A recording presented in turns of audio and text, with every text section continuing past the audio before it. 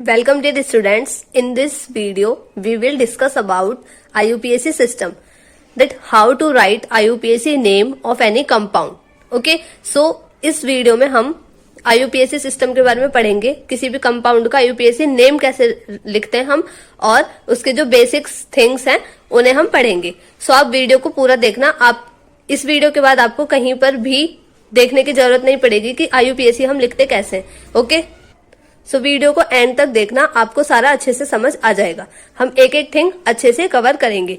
So start करते हैं अपनी video. So this is our IUPAC system. ठीक है, तो किसी भी कंपाउंड का जब हम IUPAC नेम लिखते हैं, ठीक है, हम किसी ऑर्गेनिक कंपाउंड का IUPAC नेम लिखते हैं तो उसमें नॉर्मली 4 पार्ट्स होते हैं. सो वो 4 पार्ट्स कैसे कैसे होते हैं? पहले होता है prefix, then word root, then primary suffix और फिर सेकेंडरी सफिक्स. ओके, सो सबसे पहले हमें प्रेफिक्स के बारे में लिखना होता है, फिर वर्ड रूट, फिर प्राइमरी सफिक्स और फिर सेकेंडरी सफिक्स. ओके, सो अब हम देखेंगे सबसे पहले कि वर्ड रूट एक्चुअल में क्या होता है. ठीक है, तो आपको ये वाला ये अपनी कॉपी में आप नोट डाउन कर लीजिए. सो ये हमारा वर्ड रूट है. ठीक है, इसे हम रूट नेम भी बोलते हैं. ये जो वर्ड रूट होता है इसे हम रूट नेम बोलते हैं. ठीक है, ये क्या करता है? ये डिनोट करता है कि कितने कार्बन एटम प्रेजेंट है किसी कंपाउंड में. जैसे कोई कंपाउंड लिखा हुआ है, अब जैसे हमारे पास ये कंपाउंड लिखा हुआ है, ठीक है, CH3, CH2 एंड CH3. तो इसमें हम देखेंगे कि कितने कार्बन है. ठीक है, इसमें कितने कार्बन है? 1 2 3. इसमें 3 कार्बन है इस कंपाउंड में, तो इसलिए इसका मतलब इसका हम वर्ड रूट निकालेंगे. ठीक है, ये होता है हमारा वर्ड रूट. ठीक है, कि किसी भी कंपाउंड में कितने हमारे कार्बन एटम प्रेजेंट हैं. ओके, सो ये रूट्स कैसे कैसे हैं? इसमें नंबर ऑफ कार्बन के हिसाब से हमारे वर्ड रूट है यहाँ पर, तो मैं उसके बारे में आपको बताती हूँ. अगर किसी हमारा कंपाउंड जो है उसमें एक ही कार्बन है तो उसके लिए आएगा मैथ. Okay, METH. अगर 2 कार्बन है तो ETH एथ. 3 कार्बन के लिए प्रॉप, 4 के लिए ब्यूट, 5 के लिए पेंट, 6 के लिए हेक्स, 7 के लिए हेप्ट, 8 कार्बन है तो ऑक्ट, 9 कार्बन है तो नॉन और 10 कार्बन है तो डेक. ठीक है, अगर किसी कंपाउंड में इतने ये नंबर ऑफ कार्बन है और 10 से ज्यादा आपको नहीं मिलेंगे किसी भी कंपाउंड में. ओके, सो उसके लिए meth, eth, prop, but, pent, hex, hept, oct, non, dec. Okay, so आप इसे कॉपी में नोट डाउन कर लीजिए. स्क्रीनशॉट मत लेना, वरना वो स्क्रीनशॉट ही कॉपी में रह जाता है, फोन में रह जाता है, कॉपी में ये आप नहीं लिखते. ठीक है, तो इसे साथ के साथ आप लिखते चलिए. ये नोट्स है, ये इजिली आपको समझ आ जाएगा IUPAC इससे. ओके, सो मुझे लगता है कि वर्ड रूट क्लियर हो गया होगा. इसे हम करेंगे जब हम पूरा IUPAC के रूल समझ लेंगे उसके बाद. ओके, सो हमने वर्ड रूट के बारे में पढ़ लिया. अब हम पढ़ेंगे प्राइमरी सफिक्स के बारे में. ओके, तो हमारा वर्ड रूट था कि कितने कार्बन प्रेजेंट है, उसके अकॉर्डिंग हमें नेम लिखना होता है. प्राइमरी सफिक्स में हमारा जो कार्बन प्रेजेंट है उनके बीच कौन सा बॉन्ड है उसके हिसाब से हम क्या लिखते हैं, इसमें प्राइमरी सफिक्स का यूज करते हैं. ओके, सो अगर 1 बॉन्ड मतलब सिंगल बॉन्ड है, ठीक है, एक ही बॉन्ड है अगर, तो उसके लिए आएगा ANE एन. अगर 2 बॉन्ड है तो उसके लिए आएगा ENE इन, और 3 बॉन्ड है अगर किसी कार्बन के बीच तो हो जाएगा YNE आइन. ओके, सो इस तरह से हमें करना है. Single bond ane, double bond ene and triple bond yne. So single bond के लिए एन. ठीक है, अभी आपको कैसे याद रखना है? जैसे सिंगल मतलब ये एक है 1, तो 1 नंबर पे क्या आता है? एन. ए 1 नंबर पे आता है, इसलिए हम क्या करेंगे? सिंगल बॉन्ड के लिए एन. ओके, अब डबल बॉन्ड उसमें इन होगा, मतलब 2 ई है, 2 बॉन्ड और 2 ई. ट्रिपल बॉन्ड के लिए कैसे है? वाई बन रहा है आइन. ठीक है, 1 2 और 3, ये 3 बॉन्ड्स होते हैं वाई में, इसलिए ट्रिपल बॉन्ड के लिए आइन. ठीक है, एन इन आइन, single, double and triple bonds. अब इनके लिए कुछ जनरल फॉर्मूला होते हैं. जैसे अगर एल्केन है, एन है, मतलब सिंगल बॉन्ड वाले के लिए होगा फॉर्मूला CnH2n+2. इसमें एन क्या है? Number of carbon. ठीक है, जितने नंबर ऑफ कार्बन ये हैं, यहां पर भी ये एन क्या है? Number of carbon. जो एल्कीन है उसके लिए फॉर्मूला है CnH2n, एंड एल्काइन के लिए है फॉर्मूला CnH2n-2. ओके, सो हमने वर्ड रूट पढ़ लिया, प्राइमरी सफिक्स पढ़ लिया. अब हम पढ़ेंगे सेकेंडरी सफिक्स. ओके, सो अब सेकेंडरी सफिक्स में क्या है? It denotes functional group and it is attached to primary suffix. ये क्या होता है? सेकेंडरी सफिक्स में हम फंक्शनल ग्रुप के बारे में लिखते हैं कि जो कोई भी फंक्शनल ग्रुप, जो भी फंक्शनल ग्रुप हमारा प्रेजेंट है, हम उसके नाम के बारे में लिखते हैं, और ये हमेशा प्राइमरी सफिक्स से अटैच होता है. ठीक है, इससे ये अटैच्ड होते हैं.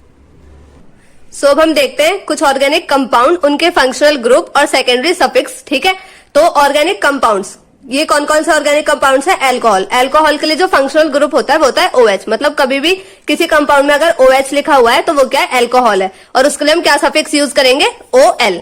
ओके, एल्डिहाइड के लिए जो फंक्शनल ग्रुप होता है, अगर किसी में CHO लगा हुआ है तो वो एल्डिहाइड है, और उसके लिए जो सफिक्स है वो होता है AL. कीटोन के लिए C डबल बॉन्ड O, ठीक है, और इसके लिए सफिक्स है ONE।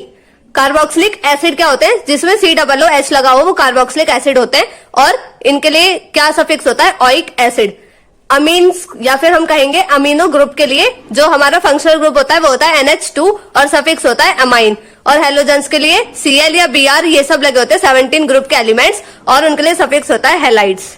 सो आई होप आपने ये नोट डाउन कर लिया होगा।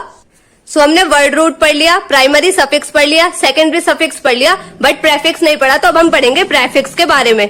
सो ये प्रेफिक्स क्या होता है, हम इसे वर्ड रूट से पहले लिखते हैं, ठीक है। प्रेफिक्स हमेशा वर्ड रूट से पहले लिखा जाता है, और ये जो हम चेन सेलेक्ट करते हैं उसमें ये यूज नहीं होता। अब हम चेन कैसे और कब सेलेक्ट करते हैं वो हम आगे पढ़ेंगे, बट आपको इतना पता चल गया होगा कि जो प्रेफिक्स होता है वो वर्ड रूट से पहले यूज किया जाता है। जैसे कि chloro, bromo, nitro, methyl, CH3 के लिए हम लिखते हैं methyl, okay, C2H5 ethyl, propyl. अभी इथाइल और प्रोपाइल कैसे बने मैं इसके बारे में आपको बताती हूँ। सो ये मिथाइल और इथाइल कैसे फॉर्म होते हैं, तो अब हम इसके बारे में एक बार देखते हैं। ये 1 2 3 इसमें 3 कार्बन है, मतलब कि क्या आएगा, प्रोप। सिंगल बॉन्ड है इसलिए आएगा हमारा ANEN, तो इसका नाम क्या हो गया, प्रोप एन, ओके। अच्छा, अगर हम इसमें से एक हाइड्रोजन रिमूव कर दें, जैसे अगर ये CH2 हो जाए किसी भी रीजन से, तो ये क्या हो जाएगा हमारा प्रोपाइल। जैसे मिथाइल है CH4, ओके। सो अगर इसमें से ये अगर CH3 हो गया, अगर एक हाइड्रोजन रिमूव हो गया, तो ये क्या बन जाएगा हमारा मिथाइल। इसी तरह ये सारे बनते हैं, जब भी कोई एक हाइड्रोजन रिमूव हो जाता है किसी भी एल्केन से, तो क्या हो जाता है, वो एल्काइल बन जाता है, ओके।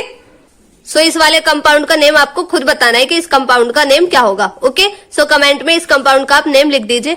सो अभी तक हमने बेसिक पढ़ा, जो भी हमारे IUPAC लिखने के लिए जो बेसिक थिंग्स हैं, जो बेसिक वर्ड्स हैं वो यूज होंगे, उनके बारे में हमने पढ़ लिया। अब हम स्टार्ट करेंगे IUPAC naming. So here are some rules for IUPAC naming, okay.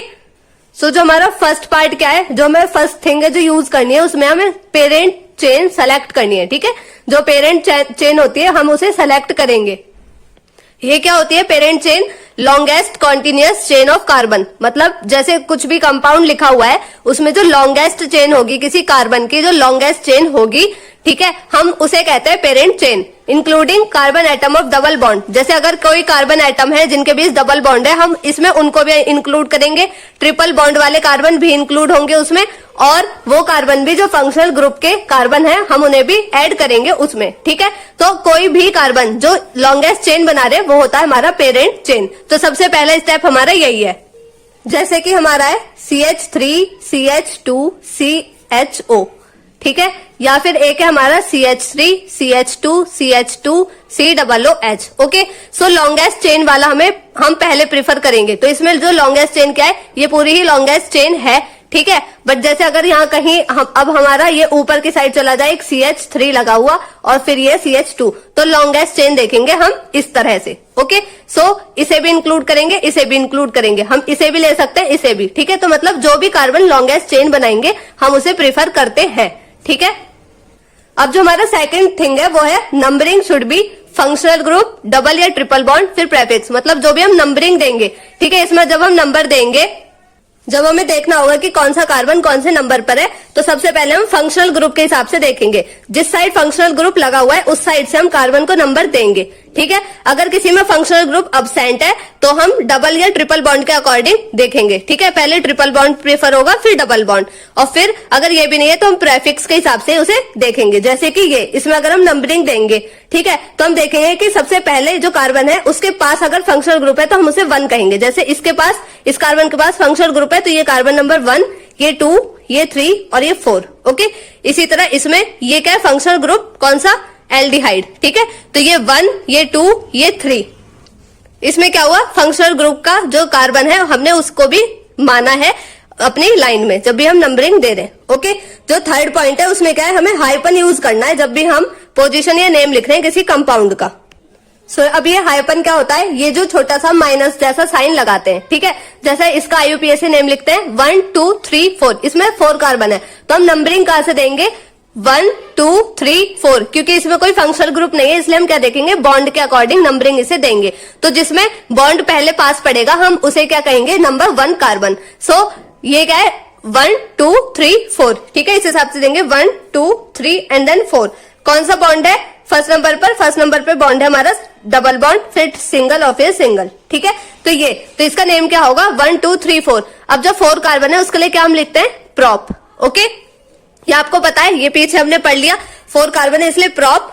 और इसमें क्या है, डबल बॉन्ड है, तो हम सिंगल बॉन्ड के हिसाब से नहीं, हम डबल बॉन्ड के हिसाब से लिखेंगे। अगर इसमें ट्रिपल भी होता, सपोज ये ट्रिपल होता, तो हम ट्रिपल बॉन्ड के हिसाब से लिखते, और फिर जो नंबरिंग होती हम वो यहां से करते, 1 2 3 4। ओके, सो अभी इसमें डबल बॉन्ड है तो 4 कार्बन है तो प्रॉप, डबल बॉन्ड है तो इन, तो इसका नाम हो जाएगा prop in. Okay, so I hope आपको ये पता चला होगा कि हम इसे कैसे लिख रहे हैं। ठीक है, अब हम इस पूरे कंपाउंड का IUPAC नेम लिखेंगे। सो अभी तक हमने जितनी भी वीडियो में जो भी हमने पढ़ा वो सब इसमें यूज हो जाएगा, और हम क्या करेंगे, IUPAC लिखेंगे। तो इसे हम करते हैं। ठीक है, इसमें कौन सा ग्रुप है हमारा, फंक्शनल ग्रुप कार्बोक्सिलिक एसिड। ठीक है, अब मैं इससे पहले आपको एक चीज बता दूं कि जो भी हमारे पास ग्रुप्स हैं, ठीक है, अगर एक ही कंपाउंड ऐसा है जिसमें बहुत सारे ग्रुप्स हैं, तो सबसे पहले हमारा जो COOH है वो उसको प्रीफर किया जाएगा, मतलब उसके अकॉर्डिंग नेम लिखेंगे। वो हमारा क्या होगा, सफिक्स होगा। ठीक है, जो हमारा फाइनल सफिक्स होता है वो इसके अकॉर्डिंग होगा।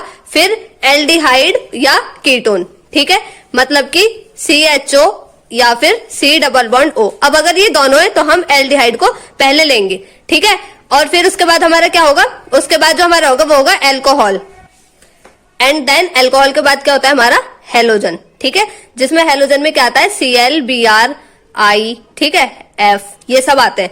तो सबसे पहले कार्बोक्सिलिक एसिड, देन एल्डिहाइड या कीटोन। अगर दोनों है तो पहले एल्डिहाइड, फिर कीटोन, फिर एल्कोहल, फिर हेलोजन। ओके, सो अब हम करते हैं इस वाले क्वेश्चन को।